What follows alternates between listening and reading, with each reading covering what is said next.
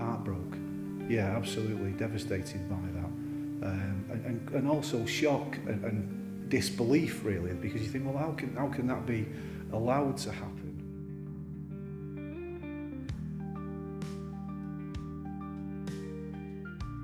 Well, I've lived around here for 33 years in this part of Salford, and it's a very kind of neglected community in lots of ways.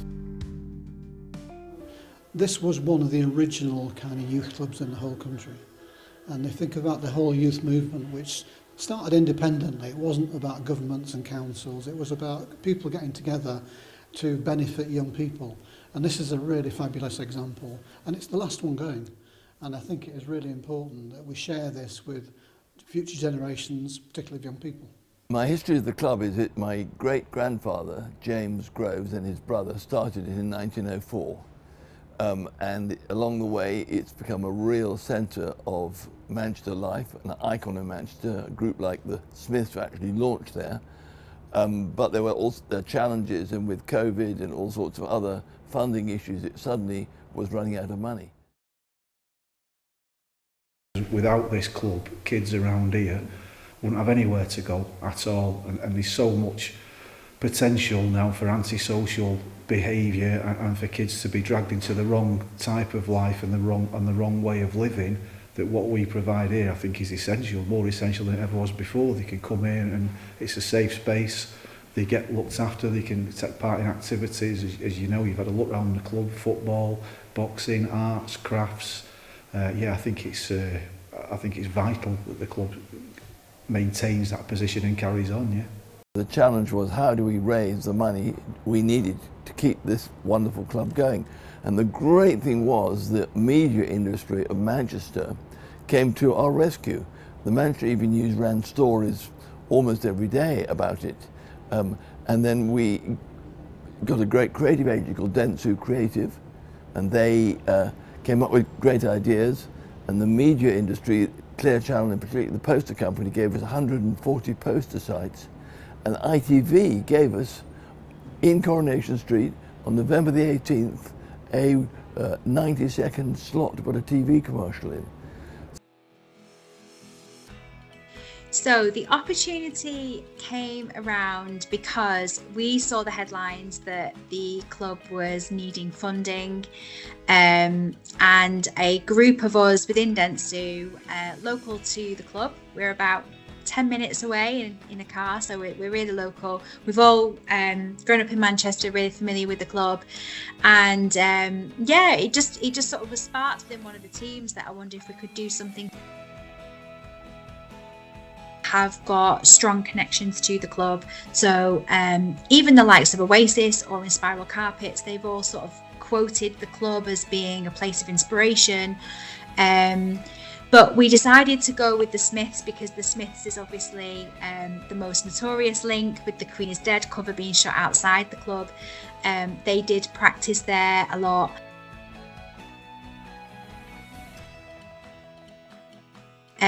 And for us, it was more of the ripple effect of the Smiths. So if the Smiths hadn't have had that facility to practice and grow and build their band, who else might we have not got? Who else might we not have heard of? Because the Smiths inspired so many.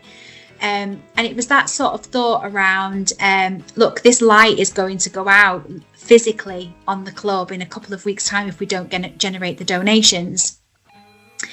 And it just so happens there's a lyric within the Smiths track that says just that: there is a light that never goes out. I've came from Dundee in Scotland to come here. So I've come from Leeds, that's where I'm at uni, so... I'm a huge Smiths fan, so I felt I'd make the pilgrimage to come here and pay my respects. I mean, it brings tourism to the area, it makes money from the gift shop, and yeah, lots of Smiths fans enjoy it.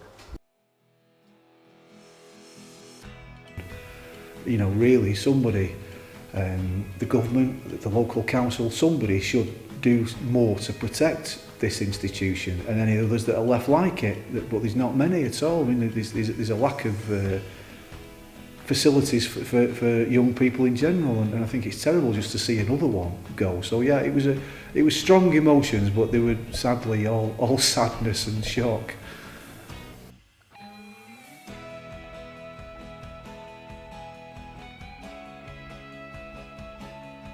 We made the decision to run with one lyric because we thought actually to go with one was probably more powerful overall than having a mix of various. And we thought actually from a consumer perspective, having that one image displayed across various media is probably more impactful. So that's how we got to the idea. That's how we articulated the creative. And then obviously when you're talking about the light going out, visually that lends itself to lights and moodiness and a really striking visual of the light coming down on something. So we worked with the Gate Plus, which is a Dentsu-owned video production arm. And the director there, Graham, we worked with him around bringing our creative team's concepts to life with him, and he sort of sat with us and said, actually we could bring this to life this way. And we knew we wanted to use club members. We never used any talent. We used real members of the club because we wanted it to be a really authentic story. So Graham went down to the club every night for maybe 1 or 2 weeks to get to know the members, get them to feel at ease, get to talk to them. And actually I think that really comes through in the final film because you start to see they're relaxed with him. So we're getting these really authentic performances. So that's the creative in a nutshell. I don't know where you saw it, but lots of people saw this campaign for a month on poster sites around Manchester, and putting in just a little bit or a big bit. Salford Council put in £100,000. Morrissey of the Smith gave us £50,000. So suddenly we were getting all this money in, and now of course we've got to have a funding stream for the future to make sure this club will last not just for the last 120 years, but the next 120 years. Post-COVID, we're in a different world, and I think we were closed for about 18 months. And I think the idea of suddenly running out of money suddenly started to come into our heads, because we were, you know, when the people went back and buildings opened again, we were very worried that young people wouldn't continue to come. But our numbers actually doubled. So we got twice as many young people wanting to come and do very basic things with their mates. So that was important about this. And that means we're running more football teams, we're taking a lot more people out of the community to go camping every year, and those costs begin to increase. And then we've also got the cost of living. So that is, if you imagine heating a building like this and lighting, it's actually increased all those costs significantly. And then also every charity probably in England are now going for the same grants.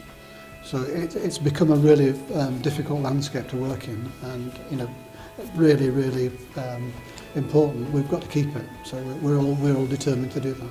And the answer is we have to keep engaging with Manchester, not just the media industry, the council, the community, and young people in the area, to tell them that this is something valuable. And of course, it was the lads club, but it's now the lads and girls club. So we got a broader audience. We just have to keep on planning and working, and just remembering that it would be such a tragedy, because there used to be like 20 lads clubs in Manchester. This is the last one. So if that went, something important goes.